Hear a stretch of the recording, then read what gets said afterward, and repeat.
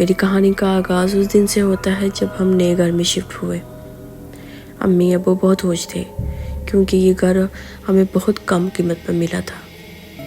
گھر بڑا تھا، 5 کمرے، 1 سٹور روم اور سب سے بڑا ایک پرانا اٹیچ باتھ روم والا کمرہ، جس کے دیوار پر ایک بہت بڑا آئینہ لگا ہوا تھا۔ امی نے کہا، یہ کمرہ تم لے لو، تمہیں تو بڑے شیشے پسند ہے نا؟ میں نے ہنستے ہوئے کہا، ہاں یہ بالکل ویسا ہی ہے جیسے فلموں میں ہوتا ہے۔ پہلی رات تو میں بہت پرسکون سوئی، لیکن دوسری رات کچھ عجیب ہونے لگا۔ رات کا تقریباً 2 بجے کا وقت تھا۔